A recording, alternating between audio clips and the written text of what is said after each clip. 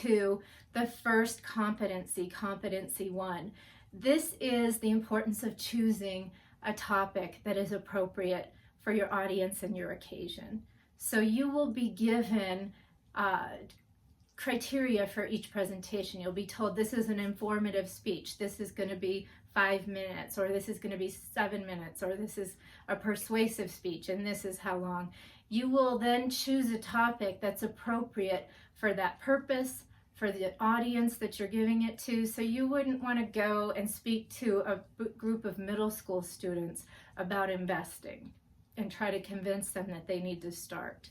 You want to choose something that's appropriate for who you're speaking to, the occasion that you're giving the presentation to, and certainly the fact that you're giving this in a class to your peers virtually is going to affect some of the topics you choose and the way that you present them.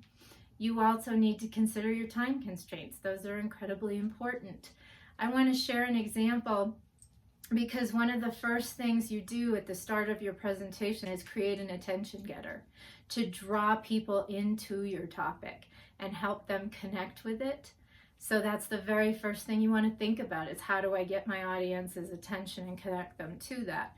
I had a student who once was giving a presentation on the importance of investing, and he had selected the right audience. He was giving it to his peers who were college students, and he wanted to say, it is time to start saving. You're not too young to do this. And it was a persuasive presentation, but he started out and he was jiggling coins in his pocket. Nobody knew why he was doing this at first, and all of a sudden he took the coins out and he threw them at the wall. And everybody's attention certainly peaked, and they didn't understand exactly what was going on at first, but they were paying attention. And then he said the very first words of his presentation were, if you're not investing now, you might as well throw your money away. And everyone kind of chuckled, understood what he was talking about. And then he went into his thesis statement, his preview of his main points, and transitioned into his first point of his body. So that's a great example of an attention getter. Some other ways to get your audience's attention is start with a quote, give a startling statistic that will get their attention, give maybe you can bookend a beginning quote with a quote that you're going to tie up at the end with your closing statement so that you're kind of wrapping up the same way that you began. Maybe a rhetorical question where you ask the audience to consider something right as you began, or an actual question where you ask the audience by a show of hands how many of you are investing. So these are ways you can get the audience's attention, and maybe you can think of some others as you're sitting there as well. Competency 2 talks about considering your general and specific purpose. So your general purpose would be, are you informing? Are you persuading? And that more specific purpose moves into that thesis statement. What is the claim you're making? What is it that you're informing about? What is it that you're persuading about? And how are you breaking it down according to the main points that relate to the larger topic? Again, you want to consider your audience. Your audience analysis is key. You want to set the tone right in that introduction for the audience so they have a nice clear roadmap and they know where they're going. You will, at the end of the speech, in the conclusion, you will remind them where they've been with a summary review, which really again wraps it up very nicely and provides a sense of closure for them. But at the beginning, your declarative thesis previews what is ideally usually 3 main points that will reside in the body. But this is competency 2, the clarity of that purpose and that roadmap are important. In competency 3, we want to have very reliable and current and meaningful support material. So this is your research, and it can also be your stories. We talked about storytelling, right? From the article from the Princeton Review. Communication scholars are great storytellers. Well, stories have great meaning, and testimonials from other people's stories have great meaning. So utilizing these in a very meaningful way to support one of your main points can have high impact and can be really important, especially in persuasion when you're trying to convince us or move us from one point to the other, or get us to change our minds about something. So stories tend to be about 22 times more memorable than facts alone. When you're telling a story, we want us to connect perhaps emotionally, which is a rhetorical strategy called pathos. And the other thing that you want to do is use it very appropriately. So just think about the storytelling, the use of visuals, the way that you're using rhetorical strategies, and how to use them wisely and perhaps just enough, the balance of utilizing them. Think about yourself, or think about a family member. And when we try to persuade, maybe even politically, when you push too hard, somebody digs their feet in and then they won't be moved. So that's something important to think about. But you want to cite your research sources verbally. So you can say, when I said stories are about 22 times more memorable than facts alone, I wonder if some of you were thinking, well, who said that? According to what? According to who?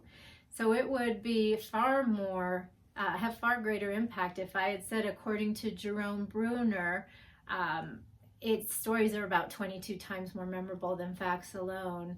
You want to cite where you're getting your information, or where this was said, or when this was said, who said it, because this adds to your credibility, and then somebody can fact check you. And we're in a world where fact checking is important. And so our examples, our explanations, our testimonials, our statistics need to be backed up with their source references. You want to have effective visual aids as part of competency 3.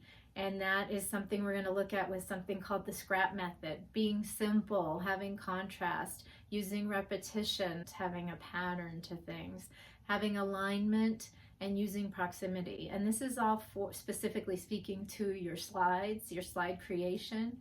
And then we're going to talk about the use of objects, or if you're demonstrating something, or having a video clip, how long is appropriate versus giving a 5-minute speech and having a 2-minute video. Is that appropriate? No, probably not. That would dominate too much of the presentation. So thinking about things like that, charts, diagrams, displaying them properly. So thinking about the ways to enhance your presentation with visuals becomes part of your support as well. Okay, competency 4, we're halfway there. You want to use a clear organizational pattern. We talked about laying out that roadmap. Well, now you make sure you're following it throughout with the use of really clear transitions. Your audience should be able to tell when you're moving from one point to the other. For instance, I'm saying, okay, we're moving to competency 4. That's really a very basic transition statement, letting you know we're moving on to the next point or the next competency. You'll use transitions as you move from one main point to the next, from your introduction to that first one, from your third main point to your conclusion. And you want your audience to feel very certain where you are in your presentation at all times. So they don't have the benefit of looking at an outline. They should still have an idea where they are in the presentation and where you are in the presentation at any given moment if you're laying out a really clear organizational pattern for them. You've given a clear preview, you're going to give a clear wrap-up and summary. They should know exactly what they've heard and what they learned in order to be clearly informed and persuaded. So that includes a nice tie back in the conclusion and a closing statement that is incredibly clear. I wish I could say I haven't heard a number of presentations where I wasn't exactly sure the presentation was over, but I have. And that means your closing statement wasn't clearly stated. And sometimes you just trail off and then you're kind of just standing there and people aren't sure if you're done or not. So make that closing statement have a really clear indication that you're done. Again, a nice quote. Again, maybe a rhetorical question that ties back to the opening or the attention getter, or clearly say thank you at the end and walk off the stage. Close down your video. Make it very, very clear that you are done don't just trail off without something that has impact, because that's really precious real estate at the end of your presentation, because it's your last chance to leave that impression you want to close with.